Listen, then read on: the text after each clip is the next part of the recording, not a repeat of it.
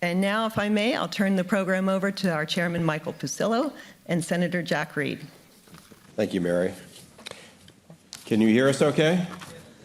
Okay, all right. Well, welcome everybody, and thank you for coming to this first of our signature series this year. We're very pleased to have Senator Reed with us today. I must say there was a little bit of drama as we approached today's session. When we selected this date many months ago, we didn't know that January 19th was the day that half the government was going to run out of money and potentially close. So we were concerned that perhaps the senator might have to stay in Washington to vote on a last-minute measure to keep the government open. I joked that, well, the session is in the morning, and if the government doesn't run out of money until midnight, I'm sure he can fly back and vote at 10 o'clock because the Senate won't get to it till then anyway.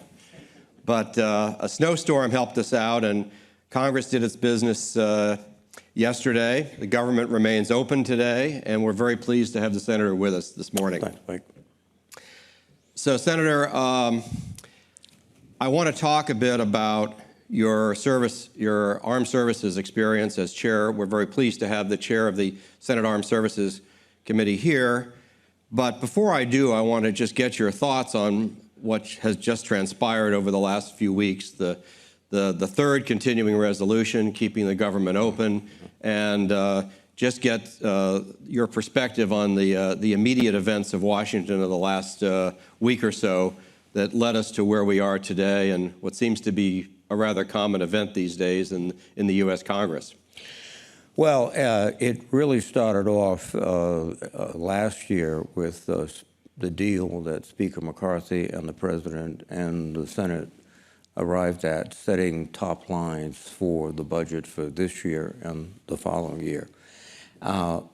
Then when he was removed and Speaker Johnson came in under great pressure from his Freedom Caucus, he was tempted to try to rework the top line numbers. In the meantime, the Senate, on a very strong bipartisan basis, passed all of our appropriations bills, some unanimously. We were ready to go, but unless we had that top line in place, we couldn't. Finally, about a week ago, they reached a compromise. It was the same top line, but Johnson agreed to do it. He's in a very difficult position. I haven't really known him for a long time, but he seems to be very pragmatic. He's very conservative, very pragmatic, and he understood that we had to keep the government open.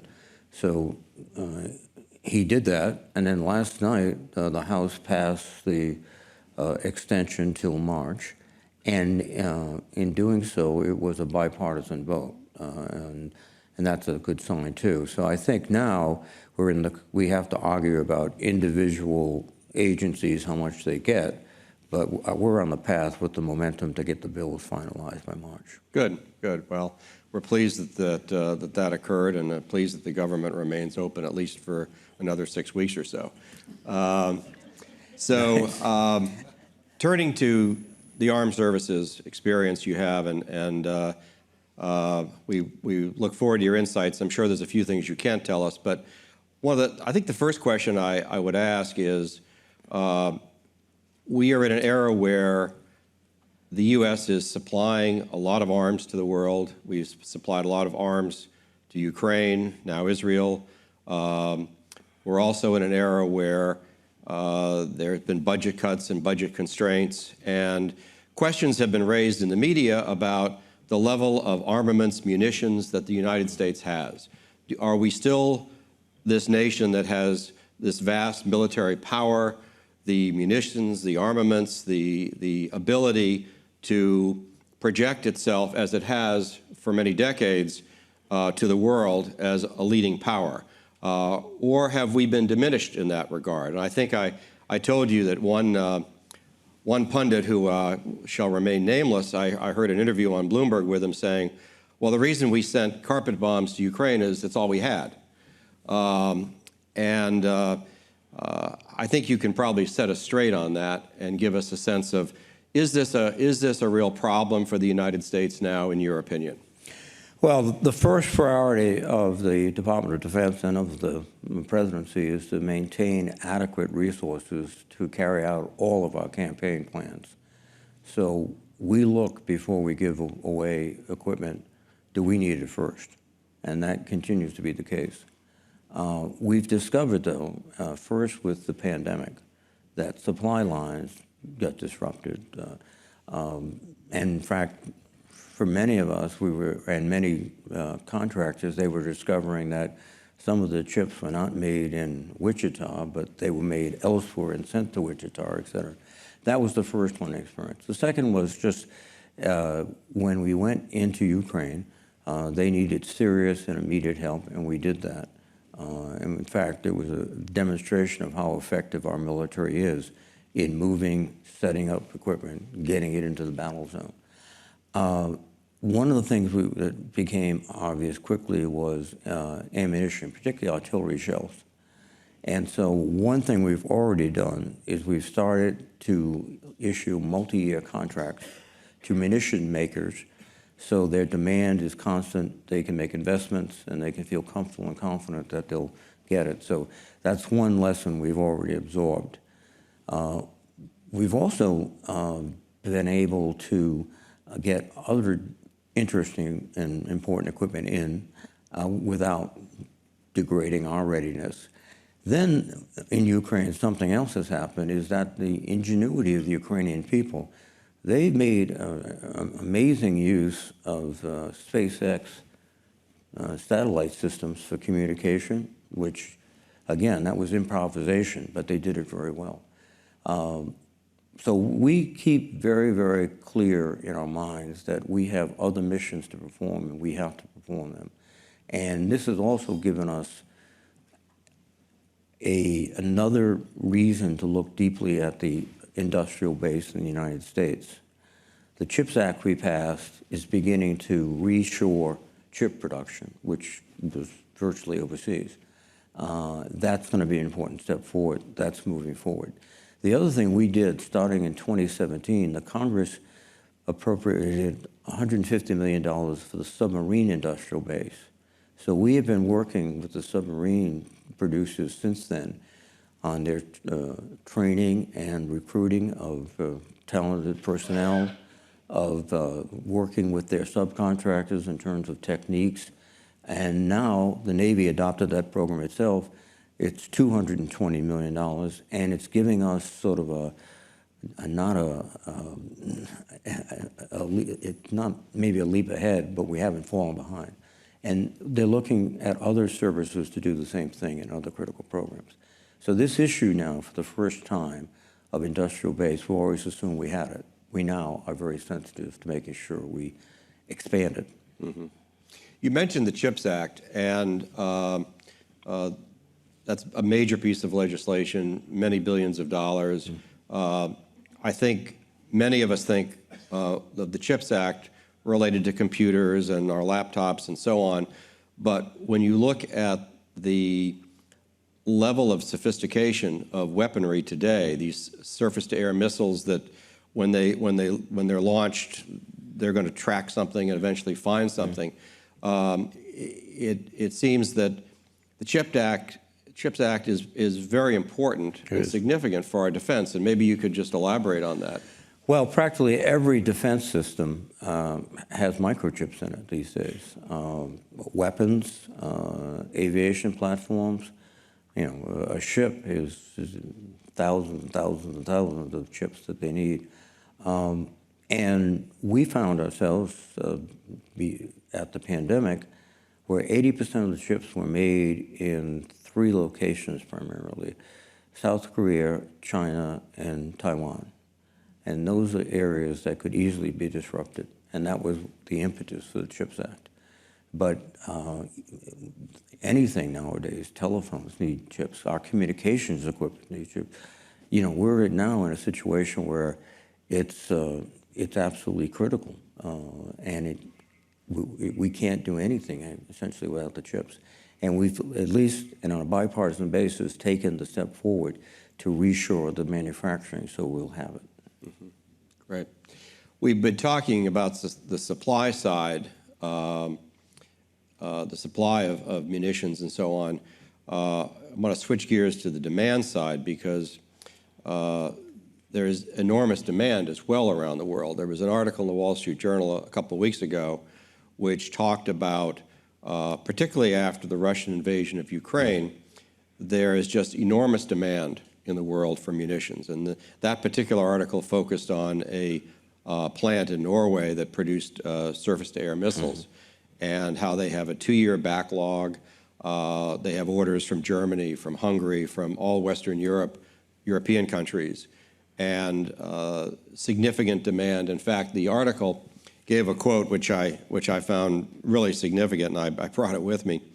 It said, 10 of the West's largest defense companies currently are sitting on, with their books, over $730 billion of orders for munitions. So there's obviously an enormous demand in the world right now, and how is that impacting the U.S. and our ability to essentially compete for some of these weapons and and the parts that go into them? Well, one of the advantages we have is that typically we are the country that produces the first of the best in terms of aircraft systems, submarines, certainly surface ships, military, army vehicles, et cetera. And we're the ones that are in high demand, more so than others. But the first customer for those vehicles are the United States, because we're the ones who develop them, we're the ones who certify their readiness, and we have the contracts in place already. The problem we have is that, again, we saw during the pandemic interruption of getting chips. They couldn't put it into the system. There are other supply chain issues that the good news, we're aware of it now, and I think we were not aware of it before the pandemic and before Ukraine at all. But now we are, and we're looking very, very serious. And then we're taking a longer look of where are all these strategic minerals located? Who controls them? How can we assure access to these minerals? Because in the future, those minerals will probably be the oil of this century and the next century, and we've got to be able to have access to them. Right. So we're beginning to think much more systematically about supply. We had a situation when I was in the early days in the Congress with the Cold War, the peace dividend, and so we had good stocks, didn't have to worry. Then we saw the situation with 20 years of counterinsurgency warfare, which didn't call upon the same types of equipment or the same types of ammunition, really, that we're using now. And I think we settled into this is the way the world is. And the Russian invasion of Ukraine, now with the Israeli fight for its freedom, and all those other factors have really shown us that we need to increase our stockpiles, and we also need to increase our ability to manufacture in the United States critical parts. Now, you mentioned the contracts that we have. Most of a lot of the Western munitions manufacturers, Lockheed Martin, Boeing, they're all in the United States, or majority at least in the United States. But they're in a free market economy with competing interests. Our adversaries in the world, China and Russia, obviously have a different system. And those are state-owned munitions production. And they don't have the vagaries of being New York Stock Exchange companies with obligations to shareholders. They don't have the issues of negotiating contracts that we have. Does that put the United States at a disadvantage because we're dealing with these communist nations that essentially where the government controls all the manufacturing and doesn't have to deal with the niceties of shareholders and contract law and so on that we have to deal with? Well, I think one advantage we have is competition, but I will admit that competition is much less now than it was during the Cold War. We've seen a significant consolidation of American defense companies. There's now 4 big ones, really, and the rest are rather small. It's mostly through acquisitions and mergers. If rather than compete, you acquire. That is, I think, something that we have to begin to look at very seriously. Do we have the agility and which a free market gives you of outcompeting a sort of state-run operations? I think at this juncture we do. We spend a lot of money in research and development, and we also have a system, because it's more open, that we can discover, I hope, mistakes and problems in systems before they become just destroy the whole system.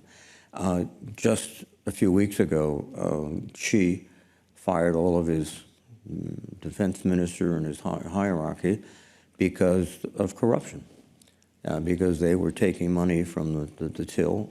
I can assure you, our military doesn't do that, and that's an advantage we have too. So I would say we can compete, we will compete. We have to stay ahead, but we're now in a world, that's no longer relatively peaceful like the late 90s. It's one of complex and complicated confrontation across the globe. We've been talking about the armament side of the Armed Services Committee and what you do, and there's also a human side too, though. The soldiers, the Army, the Navy, those who serve, young men and women. I know that you've been involved in legislation for providing additional funds for mental health services for the armed services. Tell us a little bit about that and why that's something that's important to you. Well, the most valuable component of our military are the men and women who serve. Absolutely, without a doubt. And the greatest privilege I think an American have is to lead American soldiers, and I had that privilege, and I'm very grateful for it. You can see the contrast. The Russians attacked, which they thought would be a 2-day operation, but they didn't have the leadership at the small unit level to react to changes on the battlefield. They had generals rushing down commanding squads because everybody else was either not there or not interested. You wouldn't see that in an American unit. What you'd see is that NCO, the E6, the E7 saying, "Oh, I'm in charge of the company now, and here we go." So we have that advantage. In fact, one of the reasons I think the Ukrainians did so well initially, and there was a lot of skepticism, is we've been training the Ukrainian Army since 2014.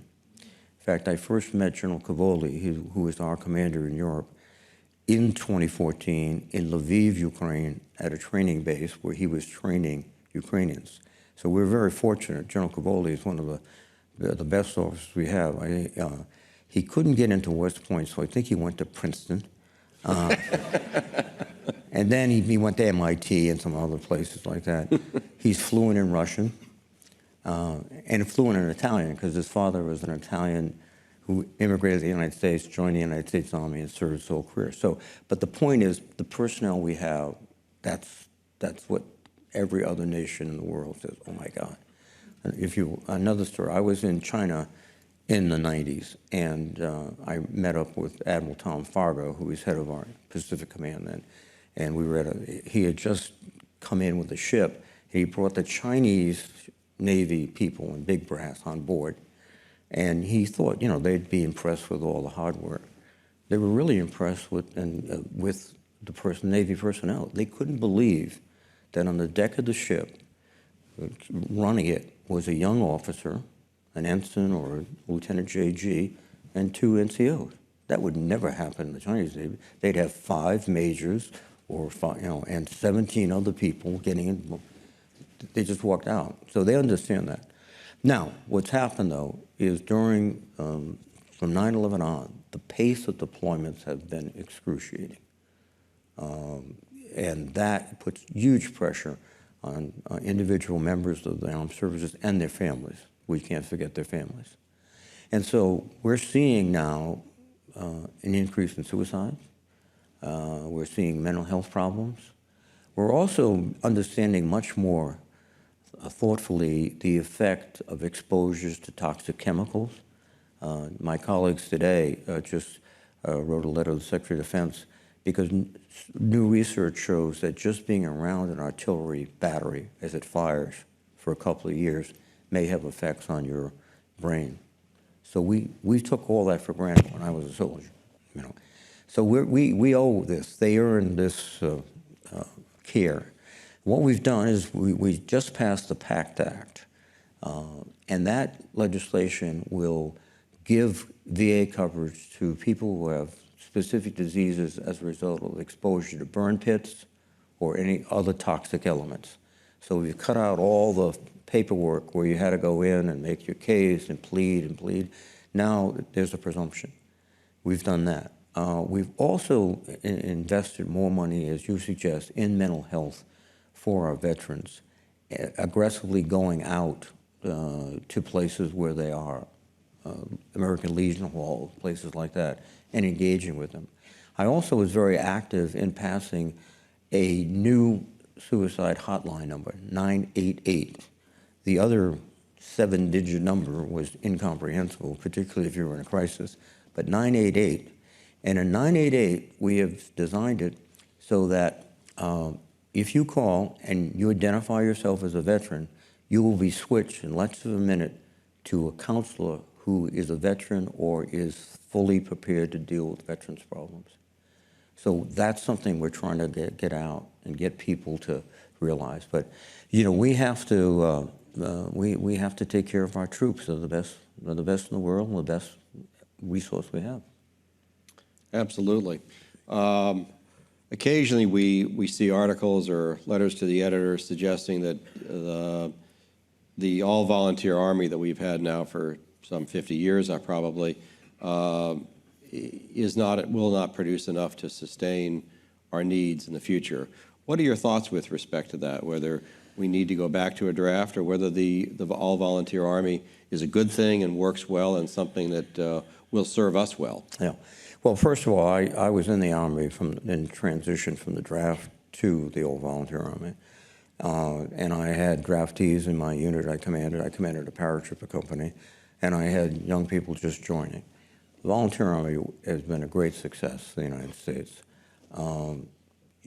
It's really increased the quality of the young men and women who come in, and then the military has also insisted upon constant training of leaders, NCOs, young officers, et cetera. So nowadays, it's not surprising to find a first sergeant in an infantry company that has at least a junior college degree. And back in the day, you know, sometimes it was hard to find a first sergeant that could write a letter. It's a difference. It's much, much better today. So it's definitely a better service in all branches. What we have to do, though, is recognize that, first of all, our population is aging in the United States. Demographics, we're going to have a much larger elderly population as we go forward. I'm part of that.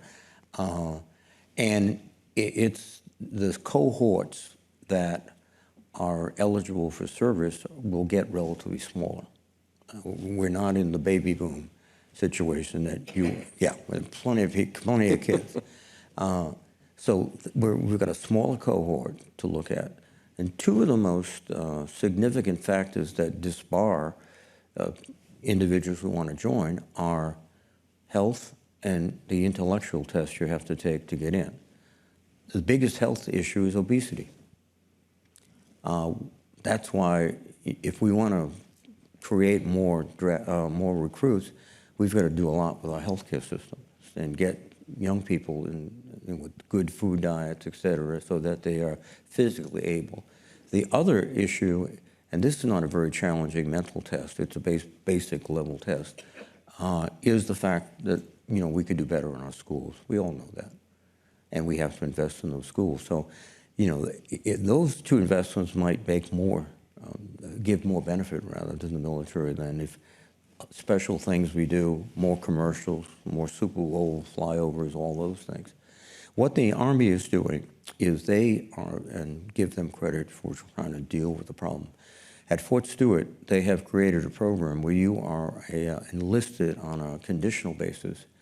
And if your problem is obesity, they take you out for 2 or 3 weeks and you lose weight. They feed you the way you should. They teach you what to eat, what not to eat. And at the end of that time, if you're qualified physically, welcome to the Army.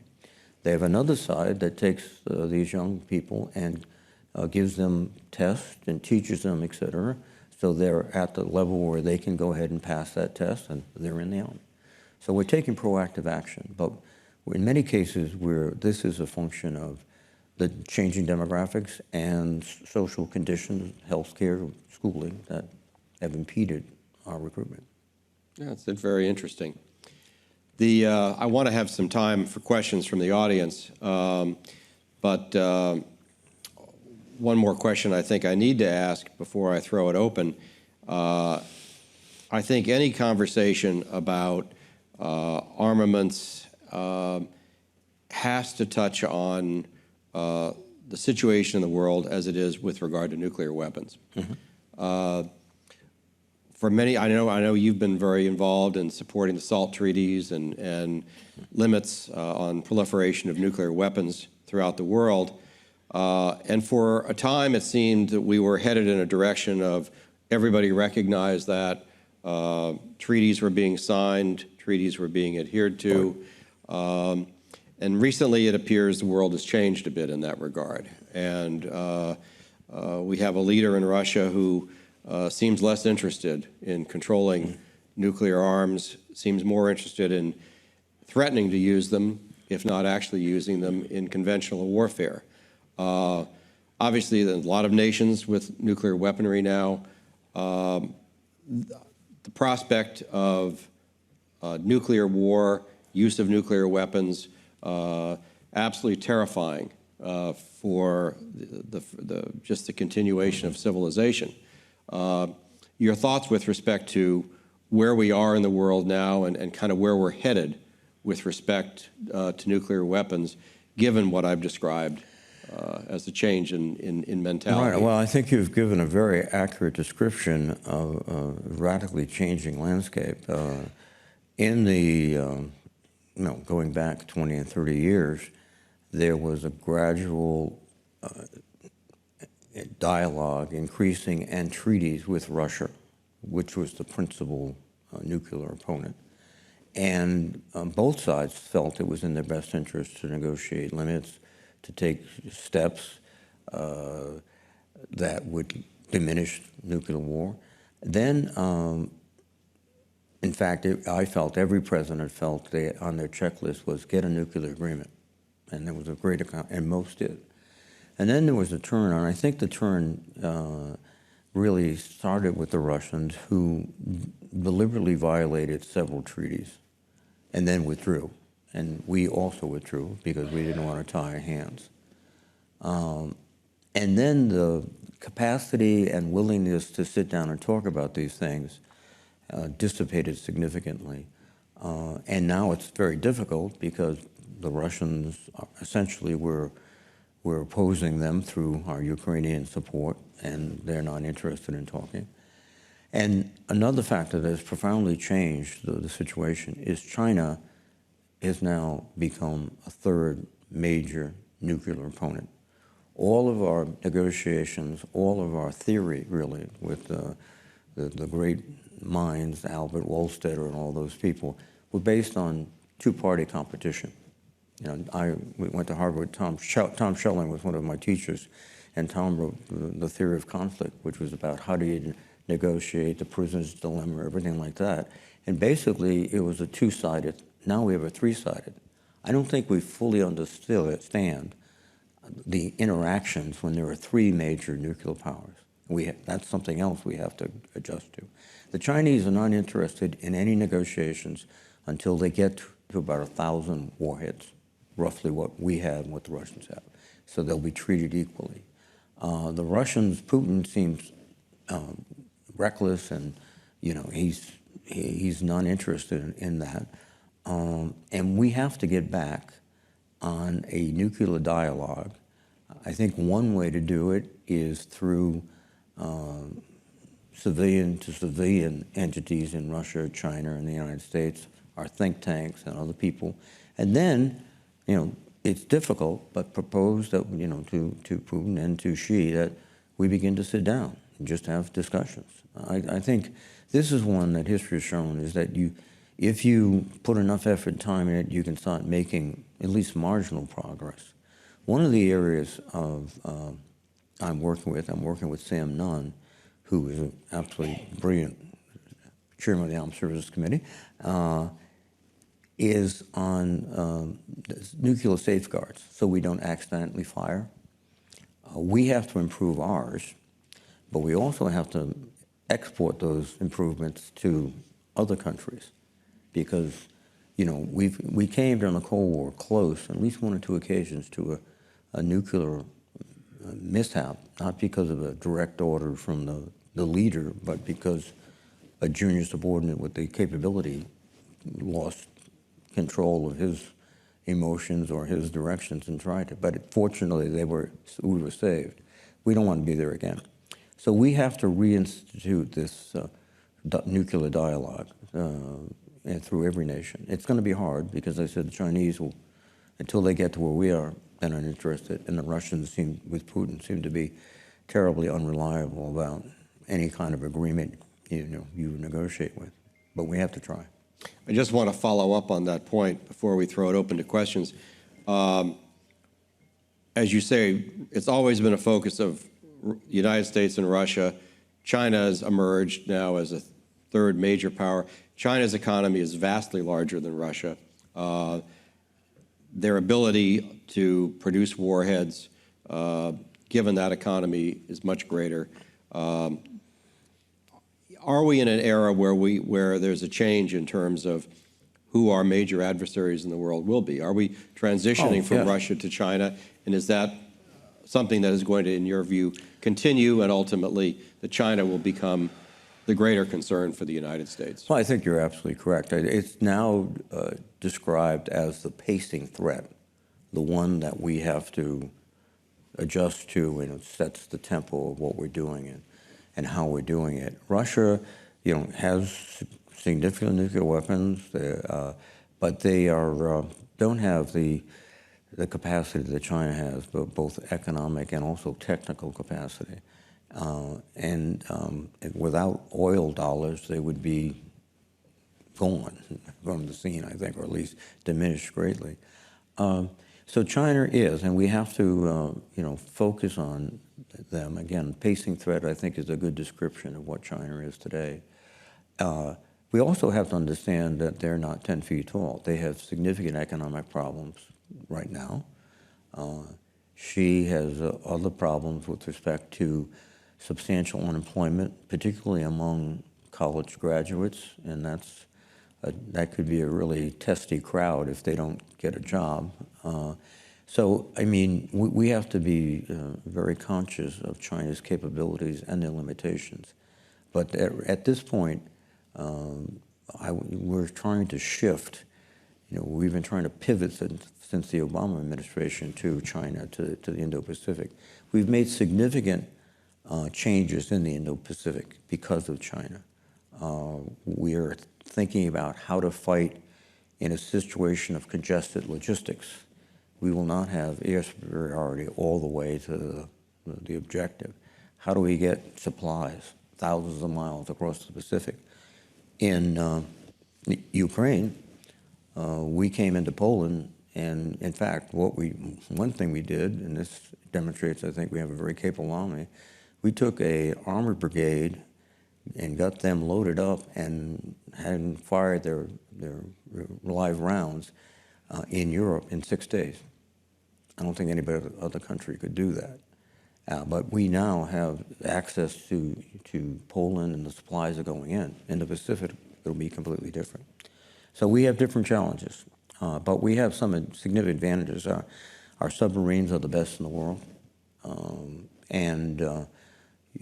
I think any Chinese thinking about doing something is laying in bed thinking, I wonder how many submarines they have out there that can hit us. So that I hope it keeps them up at night. Okay. Well, I want to leave some time for questions. I know there's probably a lot of good follow-ups that I haven't raised. And Mary, can we? Sure. Why don't we open it up for questions? We've got people, I believe, with yes. microphones. And then we do have a microphone, if you would speak into the microphone with your question. William and Claudia, right over here, please. We'll get a microphone to you just in a second here. Right there. If you stand up, that would be make it easier for someone to see you. Excellent session here, eye-opening for this morning. I've been very concerned, as you are, with China as the main enemy and emerging threat. One of the areas that I'm concerned about are, and that you alluded to in the last part of the last question, was China's technological initiatives in some of what I call the commanding heights of emerging technology, AI, quantum computing, hypersonic weapons, even the quantity of new ships and submarines that they're now producing relative to the United States. There's probably 11 or 12 different areas that we know of. And so could you comment on that and where we are relatively and what areas you're most concerned about that need to be high priorities? Yeah, I think the AI and quantum computing issue is critical, not just in military, but in every aspect of our economy and our society. And it's coming very fast. And the Chinese and the United States are trying to use that as a military weapon or defensive weapon. And we are funding it quite aggressively, both AI and quantum. Most of this is all classified, so I can't go into detail. But China is also doing it, and we understand. In fact, I was in Georgia at Randolph-Macon Air Force Base, and a very bright female lieutenant colonel told me the next war will be fought in the spectrum, and she's right. Can we get information from a Marine on an island to a fighter plane that has the target if we get them the information? That's what we're trying to do, and the Chinese know that, and they're trying to do it ahead of us. That will multiply our combat power, and so the number of ships they have will be less important, et cetera. We have to do that, and we're working hard to get it done, and it's a tough, tough question. I think also, too, we are understanding, as we spoke before, about their capacity to produce, their industrial capacity is greater than ours, and we have to somehow, if not match it, then ratchet up ours. One of the advantages we have vis-a-vis China is we have allies, and one of our best allies is Australia.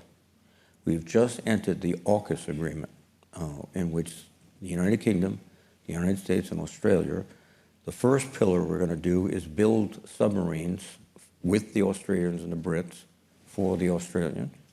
So we will multiply the number of submarines we have in the Pacific, and we'll be able to operate virtually together since we speak the same language sometimes. That's something that is a real difference, and it worries the Chinese dramatically because they don't have that. Now, the other aspect here is Japan is also bolstering their resources and their military expertise. They're very capable. They're very capable at manufacturing, and the South Koreans are also doing that. So what we're trying to do as we pivot is not only put more of our sophisticated equipment in place, but bring our allies together. I'll also add the Philippines. Duarte threw us out. He was a rather eccentric personality. We're back. We have facilities there. We're training with the Filipinos, and they will fight with us. They've done that for a long time. And we want to make them more sophisticated and use this equipment. So those alliances and their capacity, together with our capacity, China worries about a lot. So I think that's one thing that is definitely in our favor. my remark about we sometimes talk the same language as the English Australians. I was in Iraq. I was out there 20 times during the conflict. And I was out at a training area in Anbar province, which NATO was running. And there was a Scottish officer and a Norwegian officer. And I went up, and the Scottish officer said,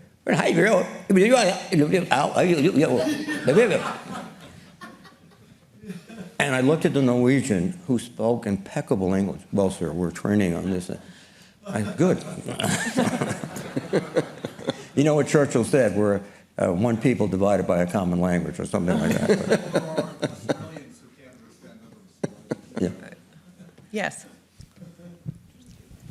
Hi, I'm Junior Doan. So I understand 4 million come available every year, sort of out of high school, but half are too fat, and 1 million are mentally challenged in whatever way. That leaves the competition for the remaining 1 million among the Coast Guard and the various services. Now, that, if it's no longer true, I'd like to know. But my question is really in another area. It used to be the duty, honor, and country were the motif of the services, but now I read from the generals that's more or less CRT and DEI. But here's the question. If you see the world as oppressor or oppressed, would you be able to fight on behalf of that country as vigorously and completely as you would if you were of the duty, honor, country generation? Oh, absolutely, I think so. I learned about duty, honor, and country the hard way at West Point. And that is still the spirit of the United States Army and comparable spirit in the other services. They are incredible professionals. They understand that their role is to serve and protect the Constitution of the United States. And that is pounded into them daily. And we've seen examples of that where, general officers have, in cases where they thought it was inappropriate, unconstitutional, of not following instructions or not, or suggesting they couldn't do it. And that, I think, is prevalent. I think also, too, we have the advantage in the Department of Defense right now of career civilians who have dedicated themselves to public service in that same sense of my duty is to not to an individual political authority, but to the Constitution and to the men and women who serve. So no, I've been out a lot. Been down at Fort Liberty, which used to be Fort Bragg, and saw my old company, Bravo 2504, and they are professional soldiers led by professional leaders. And I think a lot of this is been conjured up many times by people who've never been in the Army or anything else. But it's a good talking point. I think, and one of the best responses I ever heard to this particular question was, they asked the Sergeant Major in the Army about this DEI, and he said, let me tell you, in basic training or advanced individual training, here's what we do. We have 100 hours on the target range. We have 1 hour of DEI because we're training out soldiers. And if you look at it the other way too, is that we're now no longer, a military that is all men and mostly white men. We are a military of racial diversity, gender diversity, and you've got to be able to understand how to work and deal with those issues. There are different issues that came up. When I was commanding, there were no women in the 82nd Airborne Division. So I didn't have to worry about interaction between women, et cetera. Now there are. In fact, if we didn't have them, we'd be in big trouble. But you actually consciously have to see how does it affect our operation? What must we instill? What rules do we have to have? And that's what's being done. But I tell you, I I don't think any other army would like to, U.S. Army in general, would like to mess with us because they would be beaten rapidly. Len Harlan, please.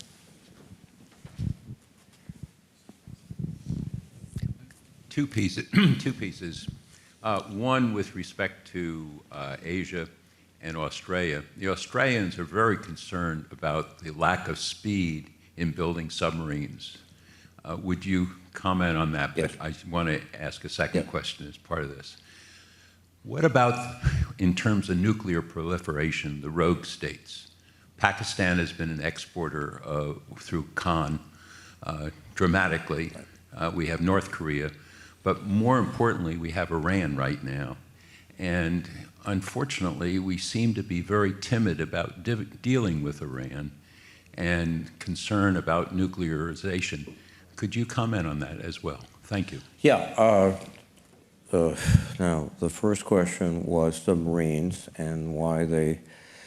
One of the issues with submarines is, I said, we've probably put them in a better position than other platforms because of the industrial base investments we made. But they suffered through the pandemic like every other enterprise in the United States. One of the major impacts, in my view, were premature retirements. You had critical managers who had 20 years of experience, but had reached a point where they could retire, but in ordinary circumstances wouldn't. But after sitting home for a year or remotely, they said, I'm going to stay here in Florida. Not Rhode Island, Florida. And then you saw, until recently, not a big demand for jobs like welding and machinery and things like that. And what has happened is the companies now, General Dynamics and Hunter Ingalls, have really reached out.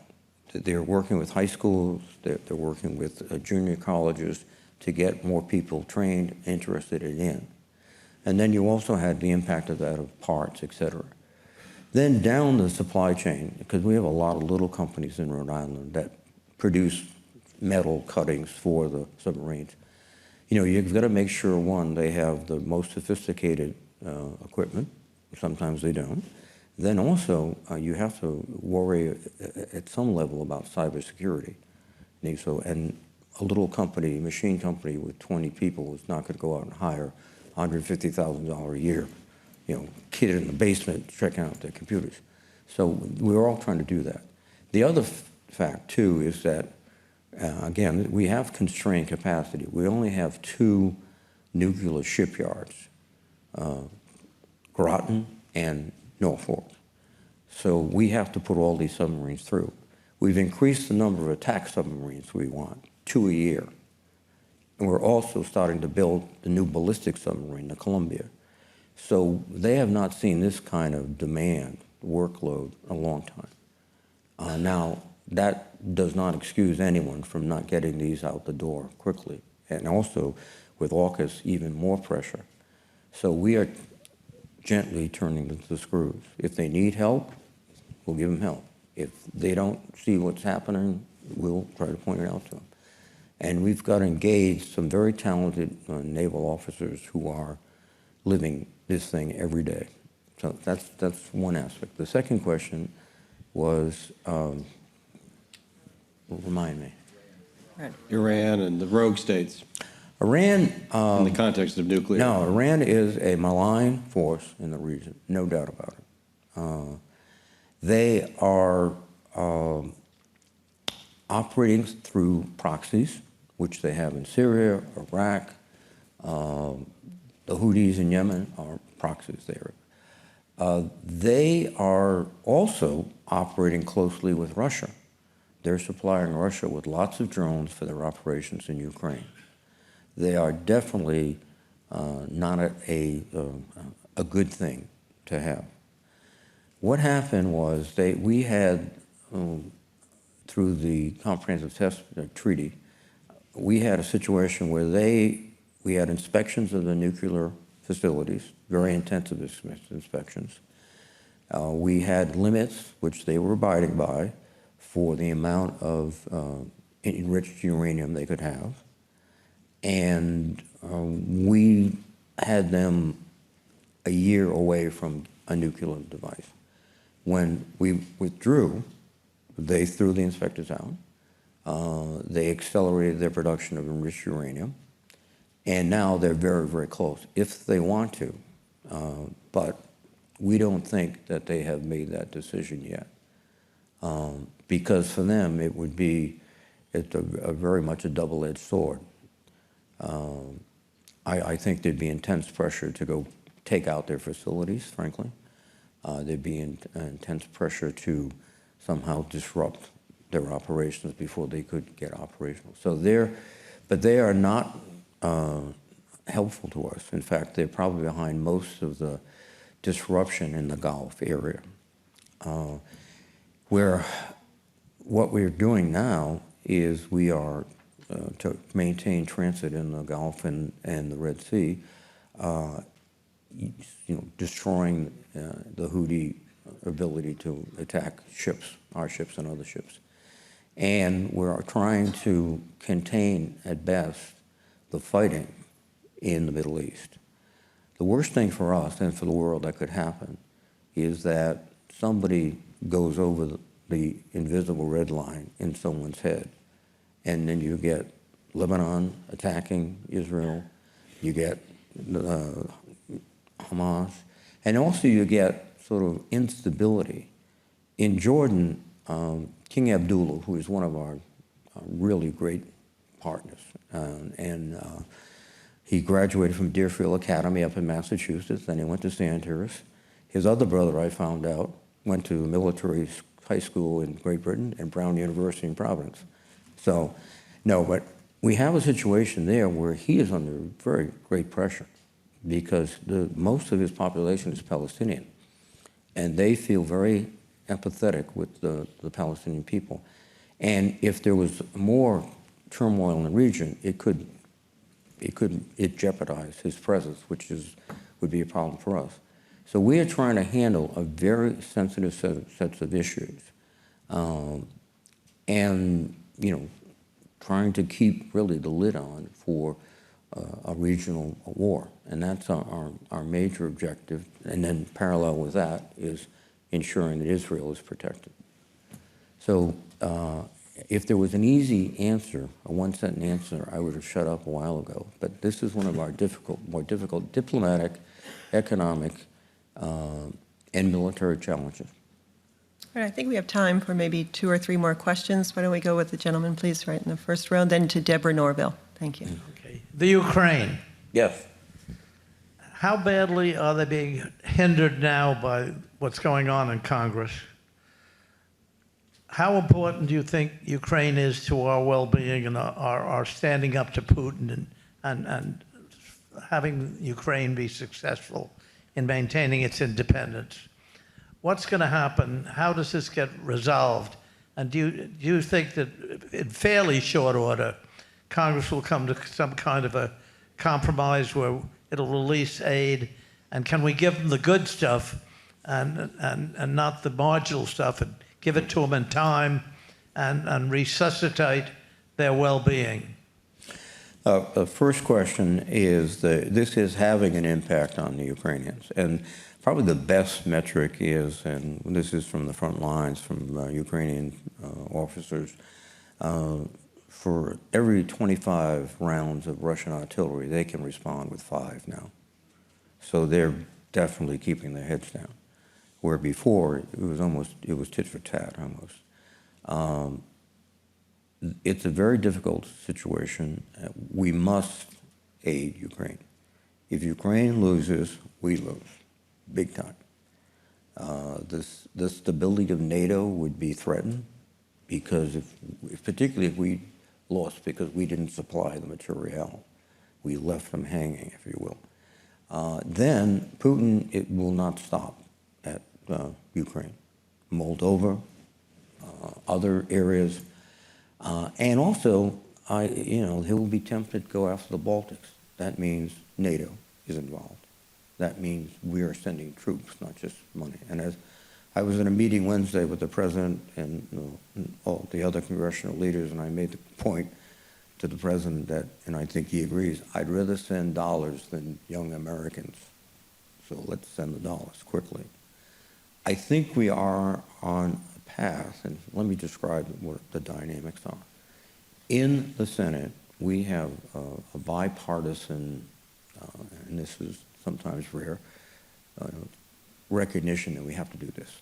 The stumbling block is border policy, which is a major issue and we should address. The president sent up in the supplemental significant amounts of money for the border, but my Republican colleagues want changes to immigration laws and things like that. Very complicated, so it can't be done like, okay, I'll take X, you take Y.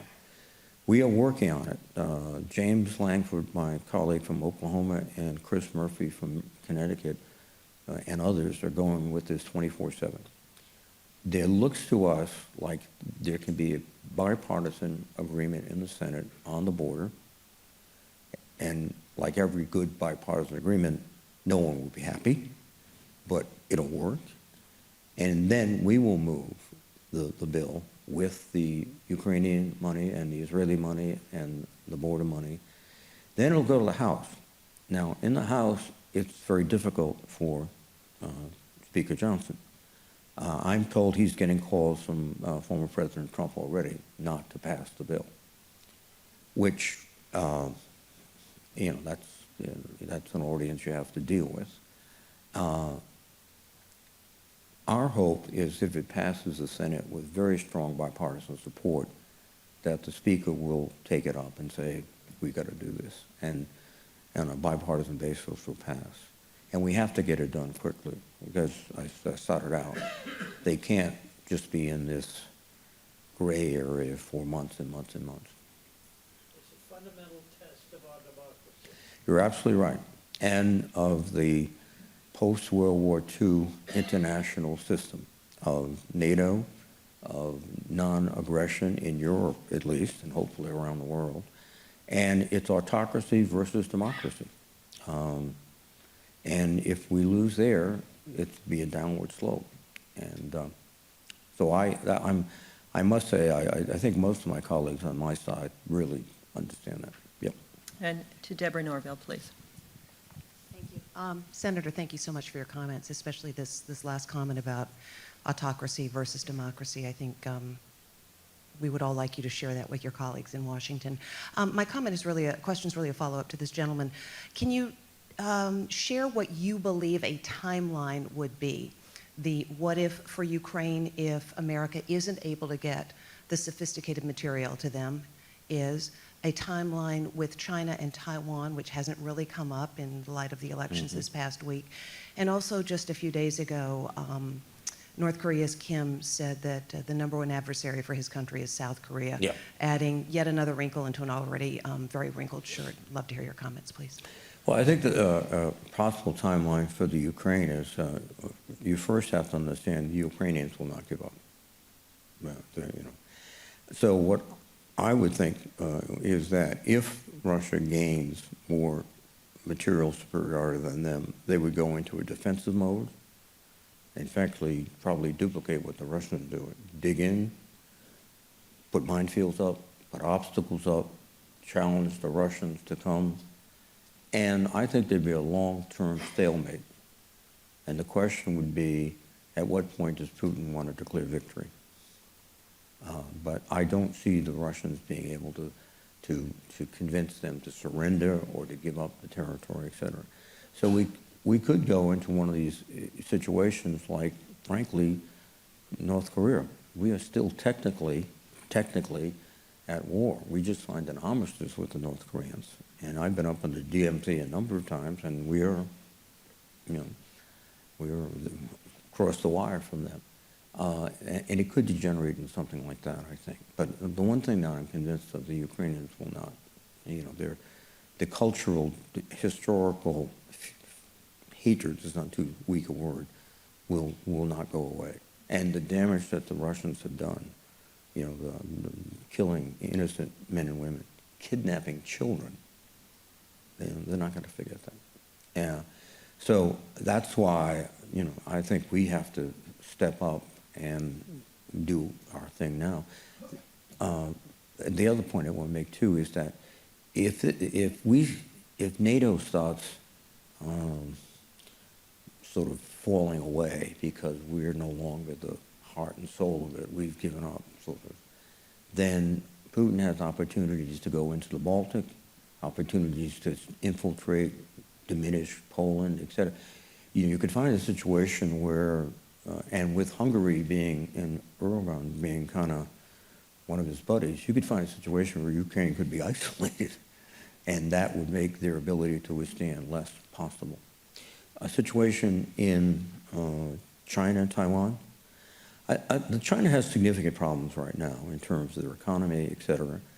They just fired all their general staff, so I would not think in the next year or two they'd be willing to launch a very complicated operation. We are moving as fast, but we should move faster to get equipment into Taiwan and training the Taiwanese so they can be, more resistant, because the more difficulty is to take Taiwan, the more the Chinese will have to prepare and wait. Most of the projections that I've heard publicly are 2027, 2030, et cetera, and those could be moving back. We have to work with the Taiwanese. It's interesting, we're still waiting for the reaction to the presidential election from the Chinese. They didn't do anything before the elections. There was a real thought that they would military demonstrations and all that stuff, but they played it cool. The winner was a very anti-unity with China person, and we're just waiting to see what the reaction. That's, I think, their first issue on the list. North Korea, very difficult to determine because the leadership is really just the dear leader, and his statements are, calculated and careful, but, we have a good sense intelligence-wise of what's happening there, but there's no, I've heard no imminent threat. Now, they want to build submarines with nuclear weapons. Of course, they claim they fired this last week a missile with a hypersonic warhead. Some of that is propaganda, but we can't ignore that. They're working hard to do that. Again, one of the restraints on Kim Jong-un is China. China does not want to see South Korea go nuclear, does not want to see Japan go nuclear, because that makes their life really difficult. And I think, honestly, when he's doing this, there's a Chinese guy saying, okay, but no more. Now, that's just maybe wishful thinking. All right, and one last final question, please. Austin Fragaman, you have a question? No, I'm sorry. Oh, I'm sorry. Yes, go ahead, please. Yes, it's about the situation in West Africa. Some of you may know the situation is quite explosive with France having been kicked out of countries like Mali, Niger, Burkina Faso, and the Wenger rebels, and China coming in. So my question to you is what are your thoughts about that situation? Do you think there is any reason for concern that it may spread and become an actual international destabilization source? What do you think about that? No, it's a serious situation. In fact, we've just had to leave an air base in West Africa that was critical to our operations because of local political pressure and military pressure. And I must honestly say, with all these other crises in the world, typically Africa doesn't get its due in terms of support or attention. And we have to be more focused on Africa, perhaps not militarily, but diplomatically, because I talked about critical minerals. There are many countries in Africa that are the prime source of critical minerals, and if the Chinese have them and the Russians have them and we can't get them, that's a problem for us. So we have to be more engaged, but I think it's still an area where civil engagement, State Department efforts can be very effective, but they are not funded at the level they should be. But and the French, as you point out, they've pulled out. They were They were doing the significant work, the load, and then we were there trying to hold on. But we'll still have a military presence there, but it's going to be transitory in terms of special operations and things like that. Thank you. Thank you, everyone. And Senator Reid, on behalf of our members, our directors, my colleagues and Chairman Pucillo, we have a gift for you that we'd like to present to you today. Ladies and gentlemen, thank you so much for joining us, and we look forward to seeing you next week, and we thank the Senator.